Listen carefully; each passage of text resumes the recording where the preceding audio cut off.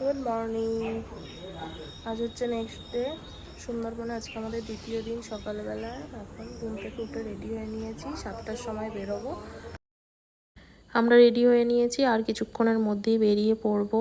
সকালবেলায় চারিপাশটা খুব সুন্দর লাগছে, ঝলমলে রোদও উঠেছে আর চারিদিকের পরিবেশ বেশ সুন্দর। এরপর আমরা যাব বোটে করে, আজকে সারা দিন ঘুরে সেই আবার বিকেলবেলাতেই রুমে ফিরবো। তো প্রথমে আমাদের রুমেই আজকে চা দিয়ে চলে গিয়েছিল, চাটা খেয়ে আমরা এখন বেরিয়ে পড়লাম। বোটে উঠেও পড়েছি, আর সকাল থেকেই বোটে আজকে ওঠার পর থেকেই খুব হাওয়াও দিচ্ছে। কালকে এতটা হাওয়া ছিল না আমরা যখন এসেছি, কিন্তু আজকে সকাল থেকেই খুব সুন্দর হাওয়া বইছে। তো আমরা প্রথমেই চলে এলাম আমাদের প্রথম স্পট, সুদর্ণখালি ওয়াচ টাওয়ার। খানিকটা হেঁটে যাওয়ার পরে একটা ওয়াচ টাওয়ার আছে, সেখানেই আমরা যাব। বাঘ, হরিণ, কুমির কি দেখা যায় দেখতে থাকো।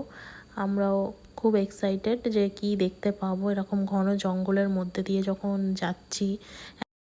আজকে আমাদের মোটামুটি 3 থেকে 4 জায়গায় তো নামতে হবে, আর সজনেখালি ওয়াচ টাওয়ারটা কালকে যাব। আজকে সুদর্ণখালি, লোকনাথ মন্দির আর দোবাকি ওয়াচ টাওয়ার, এই 3 জায়গাতেই আজকে নামার কথা হলো। তো আমরা ভাবছি যে কতক্ষণে ওয়াচ টাওয়ারে উঠে বাঘ দেখতে পাবো, কিন্তু বাঘ তো দেখতে পেলাম না, বাঘের পায়ের ছাপ দেখতে পেলাম। বাঘ কখনো হয়তো আসে জল খেতে, তো এখানে মিষ্টি জলের পুকুর আছে, এখানেই বাঘ আসে, হরিণ আসে মিষ্টি জল খেতে। তো সেটাই আমরা বাঘের ছাপ দেখলাম পায়ের, কিন্তু বাঘ হরিণ কিছুই এখনো পর্যন্ত দেখতে পেলাম না।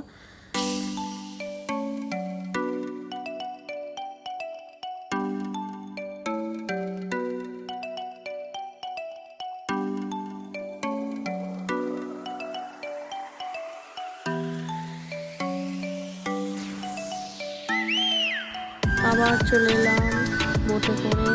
এখন এবারে প্রায় ঘন্টা 3-4 যাওয়ার পরে এরপরে স্পট, খুব কাছাকাছি নয় একটা জায়গা থেকে আর একটা জায়গা, আর ঘন দুধারে জঙ্গল, তার মাঝখান দিয়ে এখন নদীটা অনেকটা সরু হয়ে গেছে, ভাটা পড়ে গেছে। তো 12টার পরে জোয়ার আসবে, এখন তো ভাটা চলছে সকালবেলা। তো আমাদের বোটটা যাচ্ছে, সাথে আরও অনেক বোট যাচ্ছে।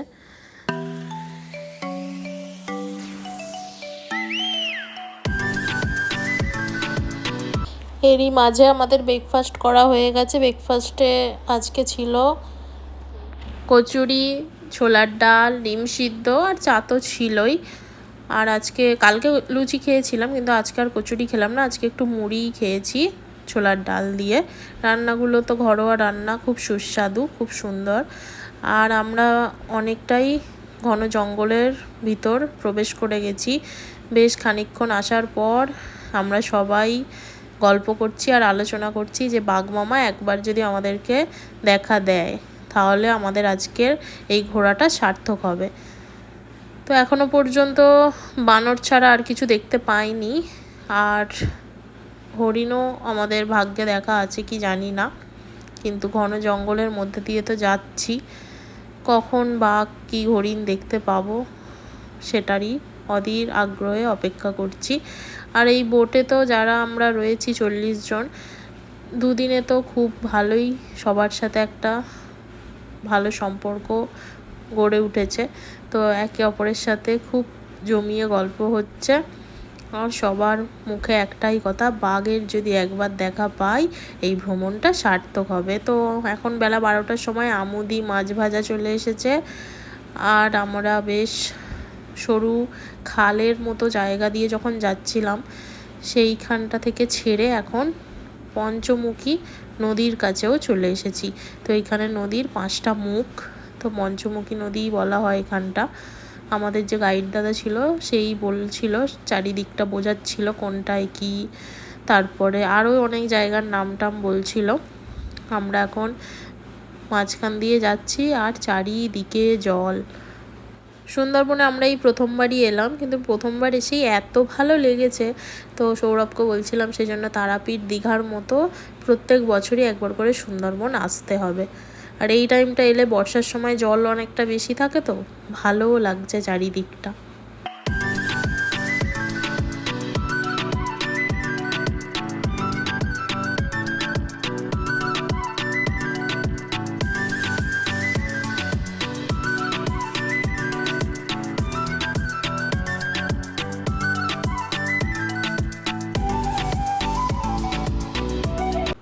আর এই রকম অভিজ্ঞতা আমাদের ফার্স্ট টাইমই হলো যে বোটে এতক্ষণ কাটানো, সকাল থেকে একদম বিকেল পর্যন্ত।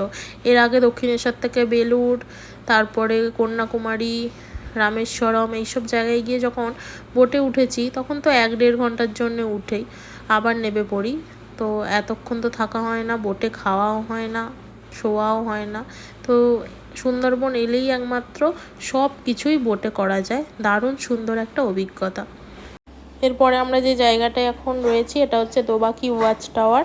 তো এখানে একটা সরু রাস্তা, দুদিকে জাল দিয়ে ঘেরা রয়েছে আর মাঝখানে অনেকটা উঁচু দিয়ে রাস্তাটা করা রয়েছে। তো এখান দিয়ে আমরা এখন হেঁটে হেঁটে অনেকটা দূর যাব, মোটামুটি 30 মিনিট মতো সময় লাগবে সব কিছু মিলিয়ে। এখানেও একটা ওয়াচ টাওয়ার আছে যার উপরে আমরা উঠব, আর সেখান থেকে আমরা বাঘ, হরিণ আর কি দেখা যায় সেইগুলো দেখতে পাবো।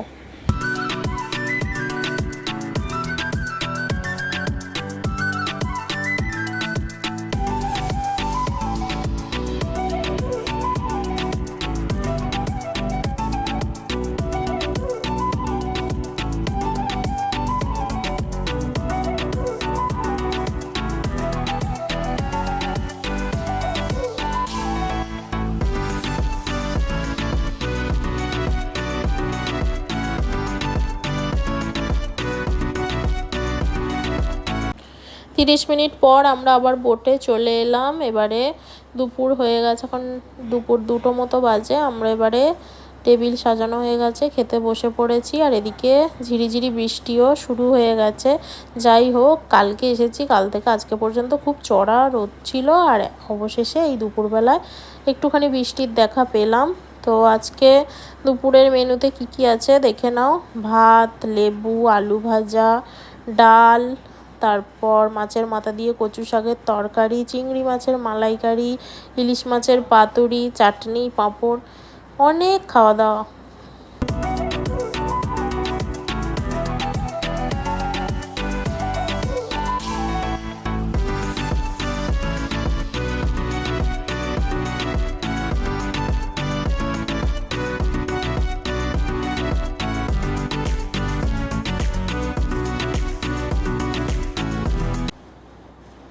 খেয়ে দিয়ে উঠতে না উঠতেই সবাই চেঁচিয়ে উঠলো, বাঘ বাঘ বাঘ। তো আমরাও সবাই একদম লঞ্চের সামনের দিকে চলে এলাম। তো এসে অনেক দূরে দেখলাম যে বাঘ জল এপার থেকে ওপারে পার হচ্ছিল। তো অনেকটা দূর থেকে দেখা, তো সেইভাবে কোনো ভিডিও করা হয়নি। আর তখন খেতে খেতেই উঠে এসেছি। তো যদি ওটা বাঘ হয়ে থাকে তো ভালোই হবে। যাই হোক, আমরা মাথাটুকুই শুধু দেখতে পেয়েছি জলের মধ্যে। অনেকটা, এখন বর্ষাকালে বেশি জল তো সেইভাবে বোঝাও গেল না। তো এরপরের আমাদের লাস্ট স্পট আজকের মতো লোকনাথ মন্দির।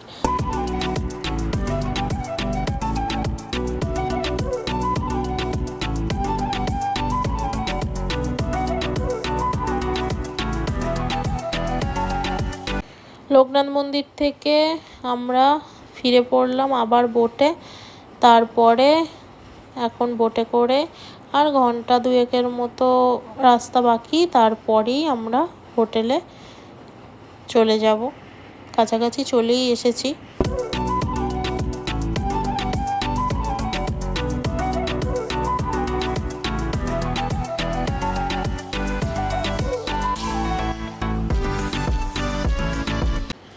এখন খেয়ে দিয়ে ওঠার পরে আমাদের কাছে চলে এলো ফল। আমরা এখন সবাই ফল খাচ্ছি। ঘড়ির কাঁটায় এখন সন্ধে 6টার মতো প্রায় বাজে। আমরা ফিরেছি ওই 5টা নাগাদ। তারপর এখন রেডি হয়ে যাব সামনের মার্কেটে। সন্ধে এখনও হয়নি, এখনও একটু বিকেল রয়েছে। আর আমাদের সন্ধ্যার টিফিন দিয়ে দিয়েছে, বেগুনি, মুড়ি আর চা। এরপর এখানে একটুখানি গান হচ্ছিল, আর তারপরে গান টান শুনে আমরা মার্কেটে যাব।